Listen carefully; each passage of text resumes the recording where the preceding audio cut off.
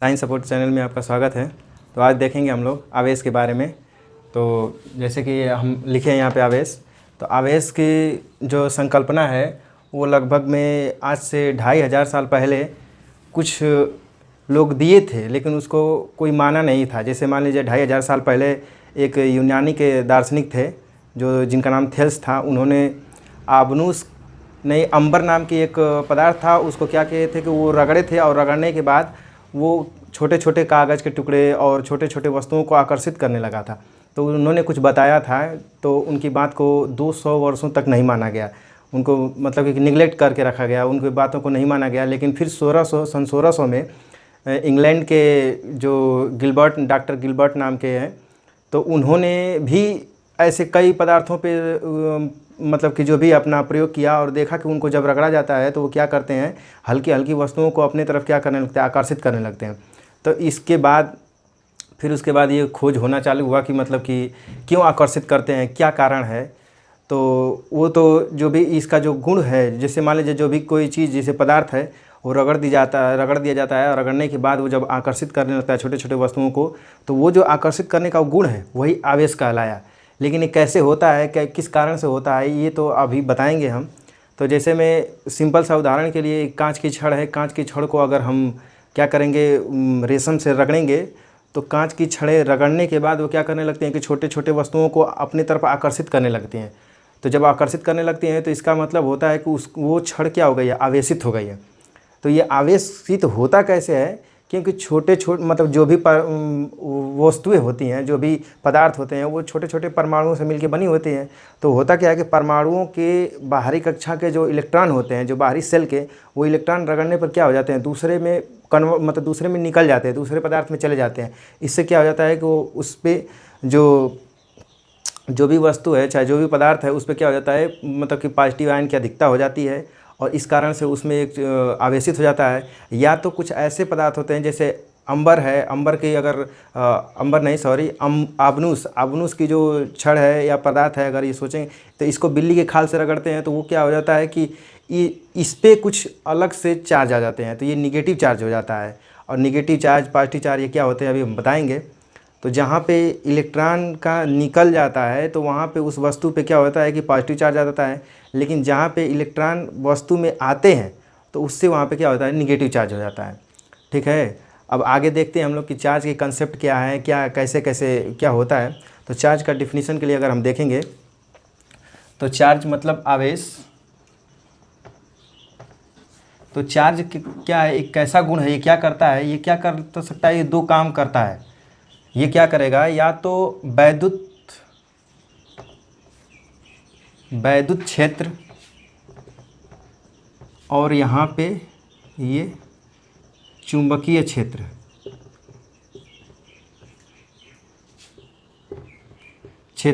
ये दोनों ये क्या करेगा, अगर आवेश है तो ये कैसे पता चलेगा कि वैद्युत क्षेत्र और चुंबकीय क्षेत्र ये क्या कर सकता है। जो भी कोई पदार्थ है अगर वो चार्ज है या मतलब उसके पास अगर वो आवेशित है, तो उसका कैसे पता चलेगा कि वो आवेशित है या नहीं है। वो क्या करेगा, वैद्युत क्षेत्र या चुंबकीय क्षेत्र, दोनों क्षेत्रों को या दोनों में से एक क्षेत्र को क्या करेगा, उत्पन्न करेगा।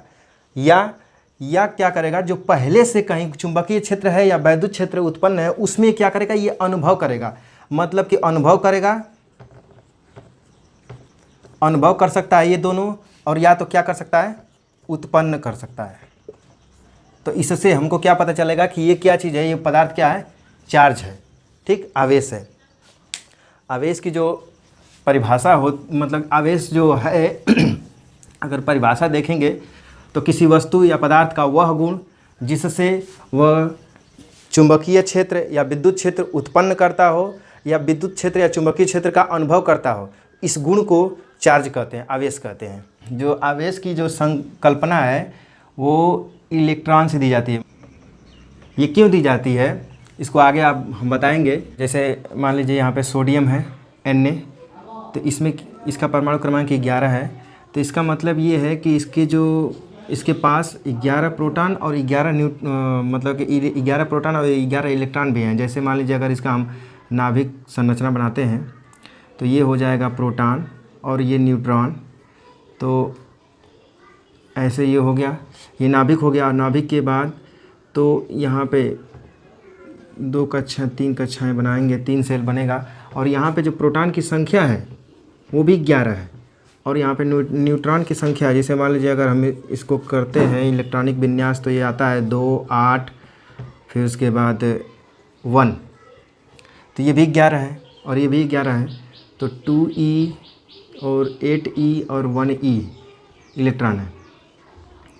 तो इसमें क्या होता है कि एक इलेक्ट्रॉन निकल जाता है, एक इलेक्ट्रॉन जब निकल जाता है तो इसमें होता क्या है, अब ध्यान से समझिए। इसमें होता क्या है कि प्रोटॉन की जब परमाणु ऐसे था, जब इसमें से इलेक्ट्रॉन नहीं निकले थे, तो ये क्या था, उदासीन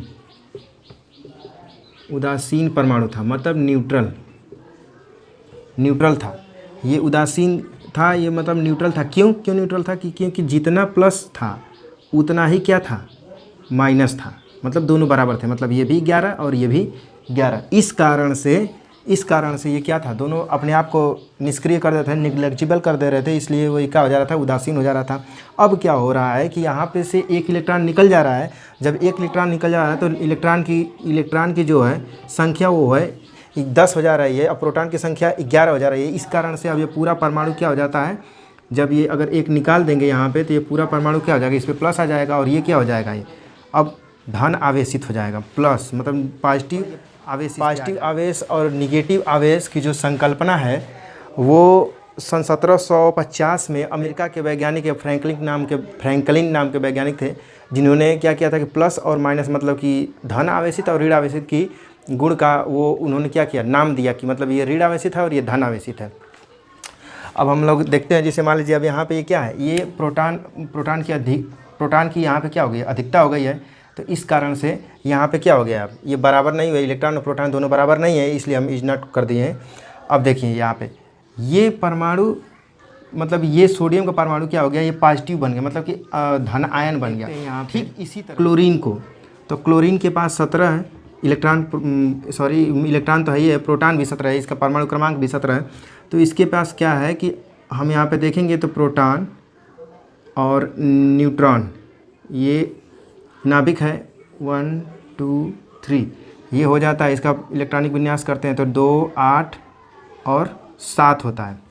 तो यहाँ पे क्या होता है कि 1 2e 8e और यहाँ पे 7e।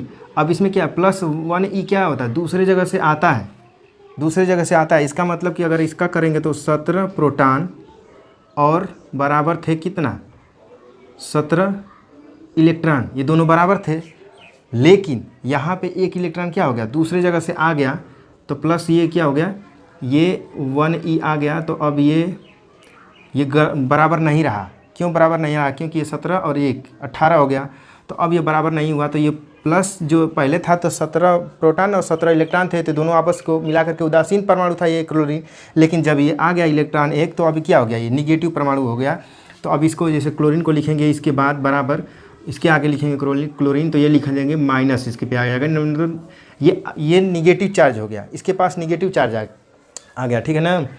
अब क्या है, आप लोग इतना जान गए प्लस चार्ज और निगेटिव चार्ज, मतलब कि माइनस प्लस चार्ज और निगेटिव चार्ज कैसे आता है, मतलब कि धन आवेश और ऋण आवेश कैसे आता है। परमाणु में से जहाँ से इलेक्ट्रॉन निकलेंगे तो वहाँ पे आ जाएगा पॉजिटिव, और जहाँ पे इलेक्ट्रॉन आएंगे वहाँ पे हो जाएगा निगेटिव। अब देखिए यहाँ पे, अब हम लोग एक और चीज़ देखते हैं, ख़ास चीज़, जो इलेक्ट्रॉन है। तो अब तो हम लोग ये जान गए कि आवेश का मतलब कि संकल्पना उसी से दी जाती है और आवेश का वाहक वही है। तो अब हम जानना चाहेंगे कि आखिर कि आवेश की संकल्पना उसी से हो रही है, तो हम सोचेंगे आवेश का परिमाण कितना है, मतलब मैग्नीट्यूड, परिमाण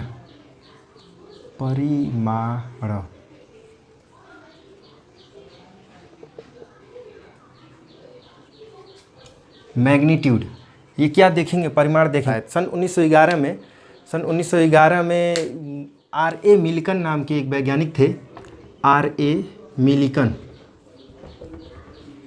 सन 1911 में R.A. मिल्कन नाम के एक वैज्ञानिक थे, जिन्होंने एक प्रयोग किया। उसका प्रयोग का नाम था तेल बूंद।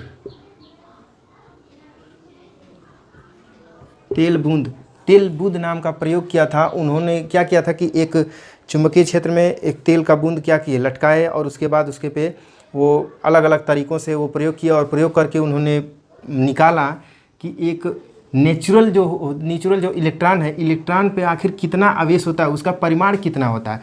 तो उन्होंने पाया कि 1.6 × 10⁻⁻19 कूलाम, ये जो है इतना ही इलेक्ट्रॉन पे क्या पाया जाता है, आवेश पाया जाता है। इससे कम कभी नहीं हो सकता है। मतलब कि पूरा जैसे कि नेचुरल आवेश, जो आवेश की जो मतलब मैग्नीट्यूड है, जो मात्रा है, वो कितना है 1.6 × 10⁻⁻19 कूलाम।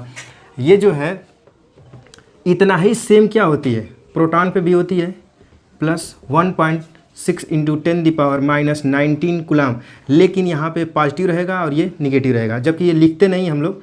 ऐसे ही आप समझ सकते हैं कि इलेक्ट्रॉन निगेटिव चार्ज है और प्रोटॉन क्या है, पॉजिटिव चार्ज है।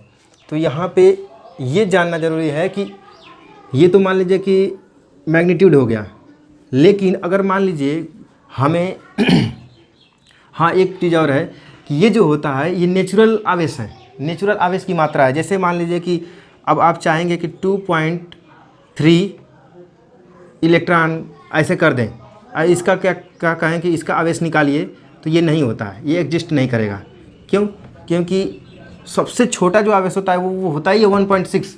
तो इसलिए इसका पूर्ण गुणज होगा, जो भी होगा तो जो भी आवेश नेचुरल आवेश के गुणन होगा। मतलब कि जैसे मतलब इंटीजर नंबर से गुणा करेंगे। जैसे मान लीजिए अगर इन्वर्स में मतलब कि जो प्रकृति में जो पाए जाते हैं वो होगा 2e, 1e, फिर 2e, फिर 3e, ऐसे हम लोग निकालेंगे। जैसे मान लीजिए कि अगर हम कहीं पे आवेश बताते हैं, इसको क्वांटाइजेशन कहते हैं, इलेक्ट्रॉन मतलब आवेश का क्वांटाइजेशन पैकेट के रूप में, ये इतना ही पाया जाता है, इससे कम नहीं होता है।